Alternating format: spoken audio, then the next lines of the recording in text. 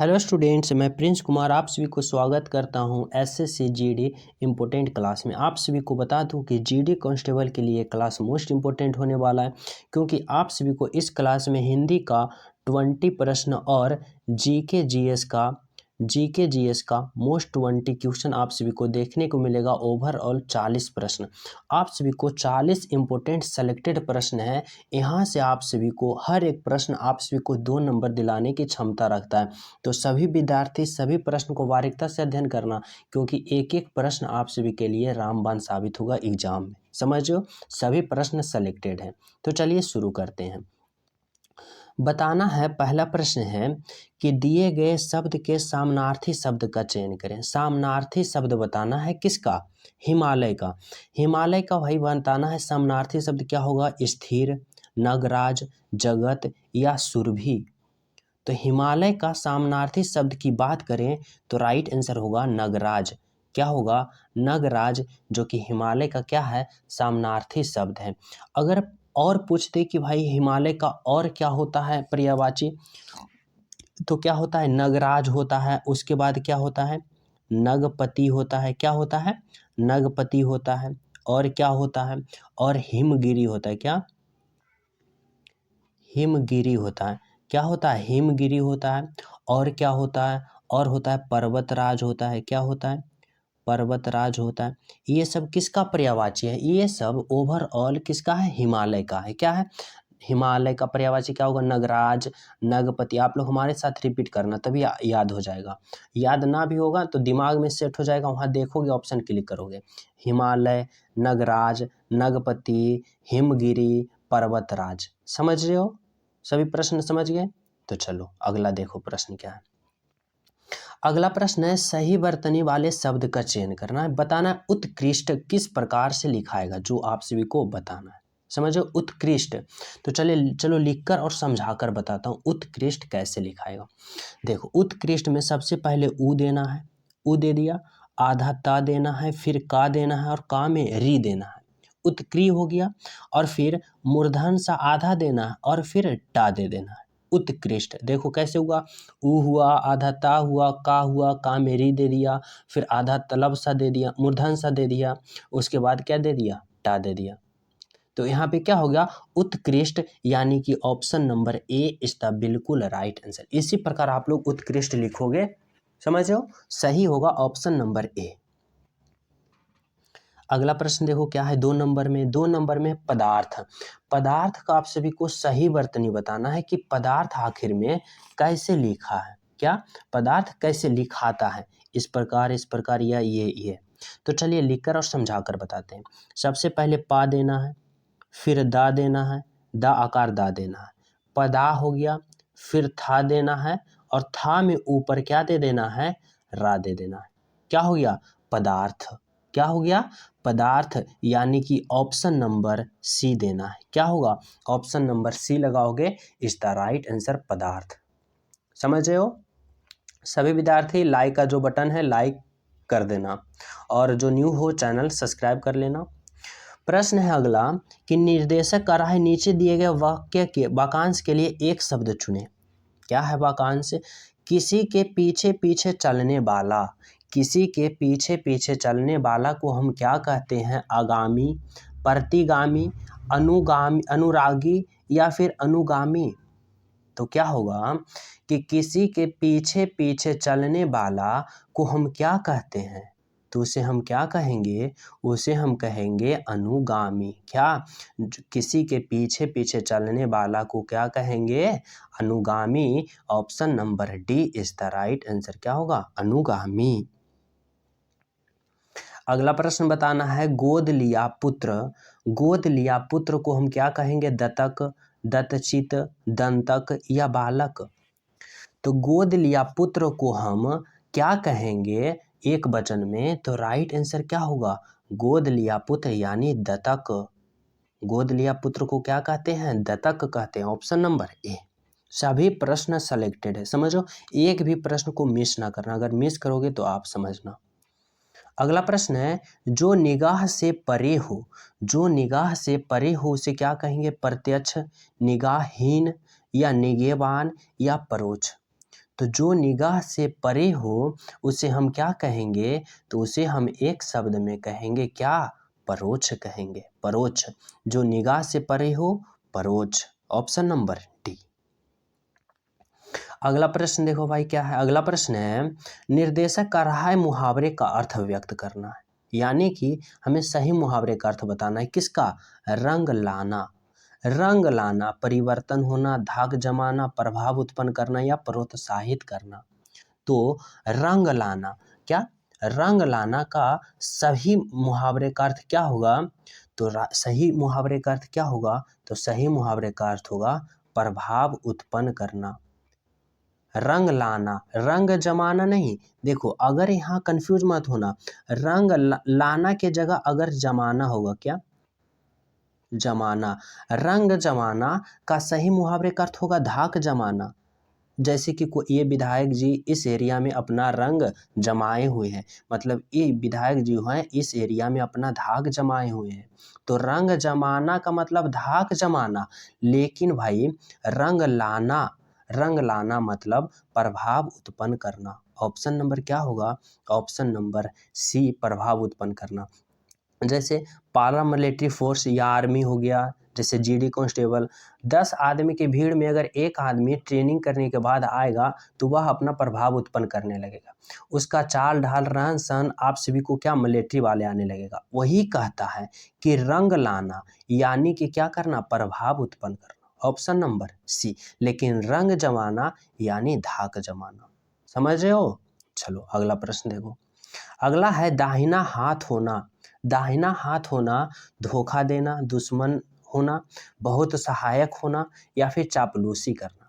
तो दाहिना हाथ होना यानी कि जैसे कहा जाता है कि यह विधायक जी का दाहिना हाथ है, मतलब कि यह विधायक जी का दाहिना हाथ है, मतलब यह बहुत सहायक होना, मतलब यह बहुत सहायक आदमी है विधायक जी का। वही होता है कि दाहिना हाथ होना यानी कि बहुत सहायक होना, राइट हैंड होना यानी दाहिना हाथ होना, बहुत सहायक होना। Option number C. अगला प्रश्न बताना है दिए गए शब्द का विलोम। विलोम बताना है भाई, क्या होगा विलोम किसका, उदार। उदार का सही विलोम क्या होगा, विनीत, आसक्त, अनुदात या कृपण। तो दिए गए शब्द का विलोम बताना है उदार। उदार का विलोम क्या होता है, तो उदार का विलोम होगा कृपण। क्या होगा, कृपण। Option number D. अगला प्रश्न है कि छली। छली का बताना है क्या होगा सही विलोम शब्द। छली का विलोम बताना होगा निष्फल, कपटी, निश्छल या धूर्त। तो छली का विलोम की बात करें तो राइट आंसर होगा निश्छल। क्या होगा, निश्छल। जिसके पास कोई छल ना हो उसे हम क्या कहते हैं, निश्छल। छली का विलोम क्या होगा, निश्छल। अगला प्रश्न बताना है अनंत किसका पर्यायवाची है। अनंत आकाश का, समुद्र का, देव का या पर्वत का। तो अनंत की बात करें, अनंत किसका पर्यायवाची है, तो यह आकाश का पर्यायवाची होगा। क्या, अनंत। आकाश का पर्यायवाची क्या होगा, अनंत। ऑप्शन नंबर क्या होगा, option number A is the right answer. समझो। चलो अगला प्रश्न देखो क्या है। अगला प्रश्न है कि रिक्त स्थान को भरने के लिए सबसे उपयुक्त शब्द का चयन करें। रिक्त स्थान को भरने के लिए सबसे उपयुक्त शब्द का चयन करना है। प्रश्न है, मुझे खाली स्थान है कि आपकी दावत में सम्मिलित नहीं हो सकूंगा। मुझे खाली स्थान क्या है, ग्लानि है, खेद है, शोक है या हर्ष है। तो राइट आंसर होगा कि मुझे खेद है, क्या, मुझे खेद है कि मैं आपकी दावत में सम्मिलित नहीं हो सकूंगा, यानी option number B is the right answer. क्या भरोगे, खेद भरोगे। 15 नंबर का प्रश्न बताना है, राम खूब कसरत करता है, खाली स्थान वह पहलवान बन जाएगा। राम खूब कसरत करता है क्योंकि वह पहलवान बन जाएगा, इसलिए वह पहलवान बन जाएगा, ताकि या इससे। तो क्या भरोगे यहाँ पे, यहाँ पे भरोगे कि राम खूब कसरत करता है ताकि वह पहलवान बन जाए। जैसे आप लोग खूब पढ़ाई करते हो, क्या, आप लोग खूब पढ़ाई करते हो, आप लोग खूब पढ़ाई करते हो ताकि आप लोग पारा मिलिट्री बन जाओ। क्या बन जाओ? पारा मिलिट्री में चल जाओ। यानी कि क्या होगा यहाँ पे कि राम खूब कसरत करता है ताकि वह पहलवान बन जाए। तो राइट आंसर क्या होगा? Option number C. समझ रहे हो? अगला प्रश्न बताना है, भविष्य की ओर आगे बढ़ना चाहिए। किस भविष्य की ओर आगे बढ़ना चाहिए? उज्ज्वला, कंकाली, कलंकी या अंधेरा या उज्ज्वल? तो राइट आंसर होगा कि यहाँ पे उज्ज्वल। देखो उज्ज्वल ये टाइपर मिस्टेक है। देखो सही उज्ज्वल इस प्रकार से लिखना, अगर बर्तनी में आ गया तो सही बर्तनी में भी पूछता है। तो यहाँ पे सही राइट आंसर क्या होगा? राइट आंसर होगा कि उज्ज्वल भविष्य की ओर बढ़ना चाहिए। कैसी भविष्य? उज्ज्वल भविष्य। ऑप्शन नंबर डी, आधा जा दोनों में आधा जा देना, कन्फ्यूज मत होना। राइट आंसर क्या होगा? उज्ज्वल भविष्य की ओर आगे बढ़ना चाहिए। Option number D. समझ रहे हो? हर एक प्रश्न को नोट करना दिमाग में।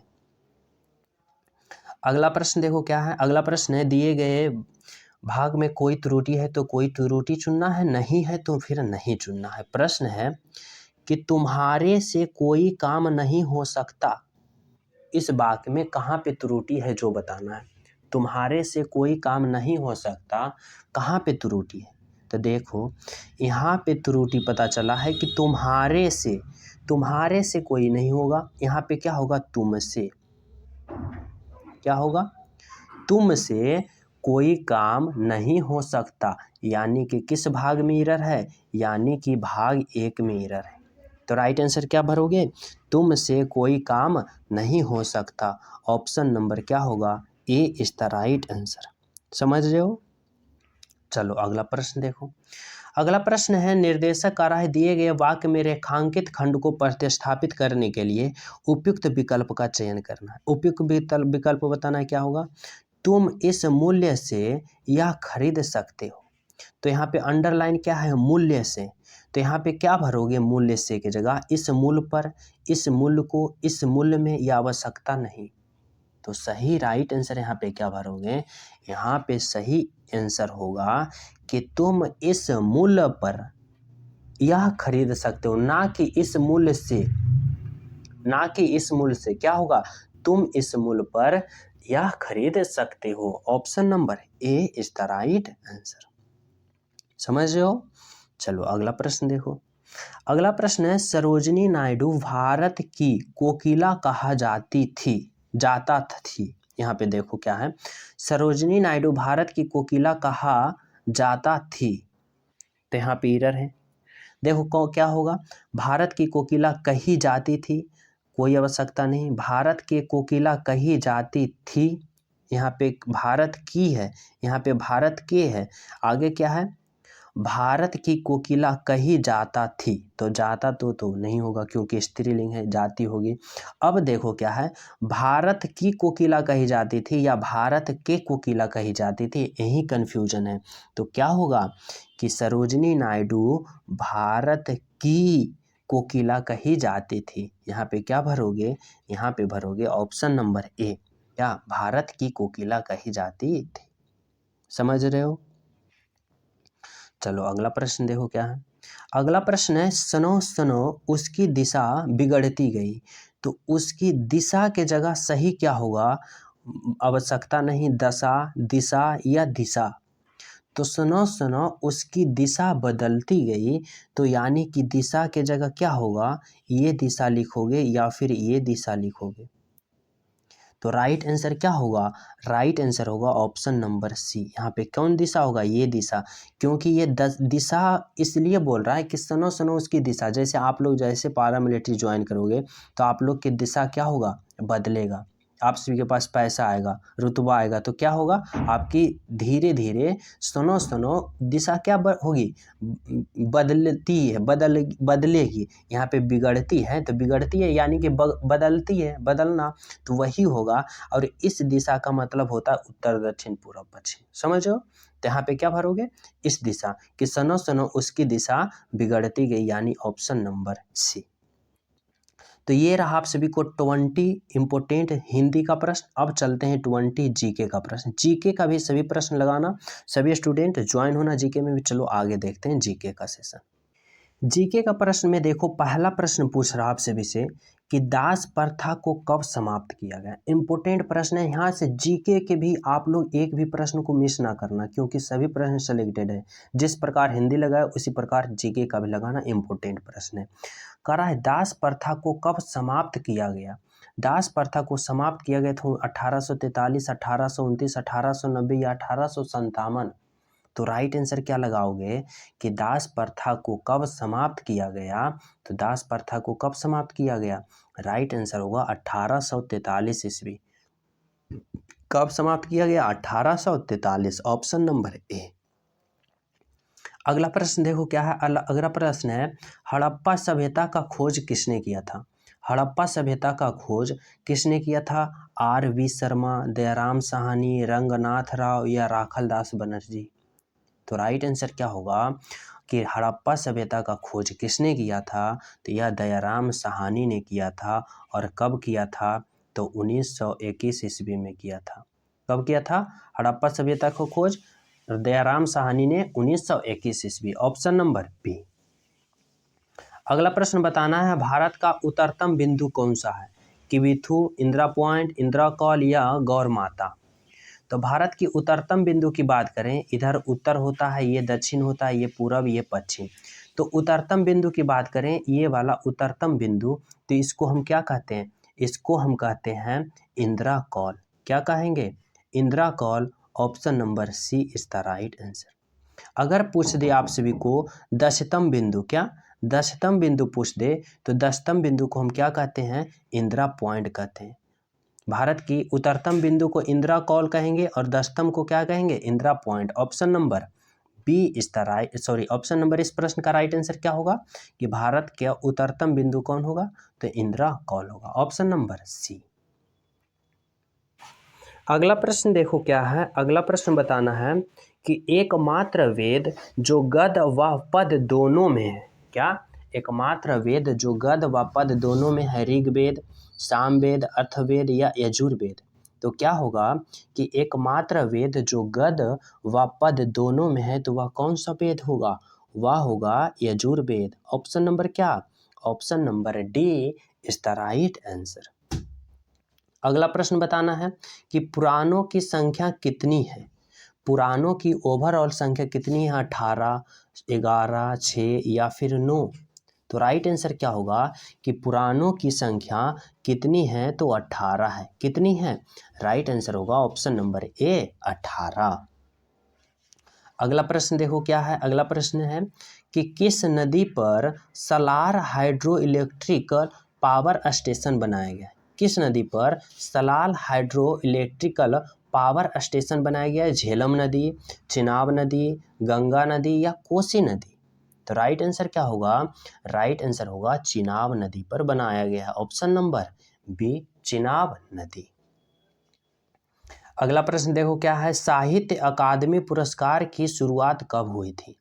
साहित्य अकादमी बताना है, 1975, 1961, 1954 या 1955। तो साहित्य अकादमी पुरस्कार की शुरुआत कब हुई थी, तो राइट आंसर क्या होगा, राइट आंसर होगा 1954 ईस्वी, option number C is the right answer. अगला प्रश्न बताना है, आईने अकबरी की रचना कौन है। आईने अकबरी के रचयिता अलबरूनी, अकबर, फौजी या अबुल फजल। तो राइट आंसर होगा आईने अकबरी के रचयिता कौन है, तो यह कौन है, कौन है, तो राइट आंसर होगा अबुल फजल। क्या, अबुल फजल, जो कि आईने अकबरी के रचयिता है। समझो। चलो अगला प्रश्न देखो। अगला प्रश्न है, युमथांग घाटी किस राज्य में स्थित है। कौन सा घाटी, युमथांग घाटी, सिक्किम में, मेघालय में, नागालैंड में या असम में। तो युमथांग घाटी किस राज्य में स्थित है, तो यह किस राज्य में स्थित है, यह है सिक्किम राज्य में स्थित। किस राज्य में, सिक्किम राज्य, option number A is the right answer. Next प्रश्न देखो क्या है। नेक्स्ट प्रश्न है, गीत गोविंद के रचयिता कौन है। गीत गोविंद के रचयिता कौन है, कालिदास, जयदेव, अमर सिंह या रस खान। तो गीत गोविंद के रचयिता कौन है, तो राइट आंसर क्या होगा, राइट आंसर होगा जयदेव। कौन है गीत गोविंद के रचयिता? तो जयदेव, ऑप्शन नंबर बी। अगला प्रश्न देखो क्या है। अगला प्रश्न है, नासिक किस नदी के किनारे स्थित है? क्या नासिक जो है यह किस नदी के किनारे स्थित है? गंगा नदी, नर्मदा नदी, गोदावरी नदी या ताप्ती नदी? तो नासिक किस नदी के किनारे स्थित है? तो राइट आंसर होगा गोदावरी नदी के किनारे स्थित है। कौन? नासिक। ऑप्शन नंबर क्या होगा? Option number C is the right answer. अगला प्रश्न देखो क्या है। अगला प्रश्न है, जल का अध्ययन किसके अंतर्गत आता है? न्यूरोलॉजी, एंटीमोलॉजी, साइकोलॉजी या हाइड्रोलॉजी? तो जल का अध्ययन किसके अंतर्गत आता है? तो यह आता है हाइड्रोलॉजी के अंतर्गत। किसके अंतर्गत? Hydrology. Option number D is the right answer. समझ रहे हो? चलो अगला प्रश्न देखो। अगला प्रश्न है, अजमेर किस नदी के किनारे स्थित है? लूनी नदी, चंबल नदी या फिर रामगंगा या अलकनंदा? तो अजमेर की बात करें जो राजस्थान में है, यह किस नदी के किनारे स्थित है? तो यह है लूनी नदी के किनारे स्थित। ऑप्शन नंबर ए लूनी नदी। अगला प्रश्न है, पहाड़ों की रानी किसका भौगोलिक उपनाम है? पहाड़ों की रानी किसका भौगोलिक उपनाम है? लद्दाख की, मसूरी की, जयपुर की या श्रीनगर की? तो पहाड़ों की रानी किसका भौगोलिक उपनाम है? तो यह किसका भौगोलिक उपनाम है? यह है मसूरी की। किसका? मसूरी। Option number B. अगला प्रश्न बताना है। अगला प्रश्न है, चीन का राष्ट्रीय खेल क्या है? Judo, kabaddi, table tennis, cricket? तो चीन का राष्ट्रीय खेल की बात करें तो यह राष्ट्रीय खेल क्या है? तो चीन का राष्ट्रीय खेल है टेबल टेनिस। क्या? Option number C, table tennis is the right answer. Next प्रश्न बताना है। नेक्स्ट प्रश्न है, रण उत्सव किस राज्य में मनाया जाता है? राजस्थान, बिहार, मध्य प्रदेश या गुजरात? तो रण उत्सव किस राज्य में मनाया जाता है? तो यह मनाया जाता है गुजरात में। Option number D. अगला बताना है, गंगा सागर मेला भारत के किस राज्य में मनाया जाता है? गंगा सागर मेला पश्चिम बंगाल, उत्तर प्रदेश, मध्य प्रदेश या महाराष्ट्र? तो गंगा सागर मेला की बात करें तो यह पश्चिम बंगाल में मनाया जाता है। कहाँ? Paschim Bangal. Option number A. अगला है, खुल्लम लोक नृत्य किस राज्य से संबंधित है? खुल्लम क्या लोक नृत्य? हरियाणा, मिजोरम, पंजाब या मणिपुर? तो राइट आंसर होगा खुल्लम नृत्य किस राज्य से संबंधित है? तो यह संबंधित है किस राज्य से? मिजोरम से। Option number B. अगला बताना है, श्वेत क्रांति का जनक किसे कहा माना जाता है? श्वेत क्रांति का जनक किसे माना जाता है? हरगोविंद खुराना, अमर्त्य सेन, वर्गीज कुरियन या नॉर्मन बोरलॉग? तो क्या होगा कि श्वेत क्रांति का जनक किसे माना जाता है? तो वर्गीज कुरियन को माना जाता है। किसे? Verghese Kurien. Option number C. Next प्रश्न है, रक्त का थक्का जमने में कौन सा विटामिन मदद करता है? Vitamin D, vitamin B, vitamin A, vitamin K? तो इस प्रश्न का राइट आंसर आप लोग कमेंट में बताना कि किस रक्त थक्का जमने में कौन सा विटामिन मदद करता है, जो कि आप सभी को टॉप जीके का 20 प्रश्न और टॉप हिंदी का जीके 20 प्रश्न, ओवरऑल बात करें तो 40 प्रश्न आप सभी को इम्पोर्टेंट इस क्लास में हुआ, जो कि सभी प्रश्न आप सभी के लिए सेलेक्टेड था। सभी स्टूडेंट हर एक प्रश्न को फोकस किए होंगे, बारीकता से अध्ययन किए होंगे। तो जो न्यू हो, चैनल पे पहली बार हो, चैनल सब्सक्राइब कर लेना, बेल आइकन दबा लेना, क्योंकि ऐसा इंपॉर्टेंट सीरीज पहुंचना आप सभी के पास एग्जाम से पहले पहुंचना अति आवश्यक हो जाएगा, जो आप सभी के एग्जाम बहुत ज़्यादा हेल्पफुल साबित करेगा। तो सभी स्टूडेंट इस चैनल को सब्सक्राइब करके जुड़ जाइए। साथ ही वीडियो को सभी स्टूडेंट लाइक कर देना। इस प्रश्न का राइट आंसर कमेंट भी बताना और प्यारा से कमेंट जरूर करना कि वीडियो कैसा लगा। साथ ही टेलीग्राम लिंक डिस्क्रिप्शन में, वहाँ भी ज्वाइन हो जाना। तो मिलते हैं आप सभी को अगले क्लास में। जब तक सभी को हमारे तरफ से जय हिंद।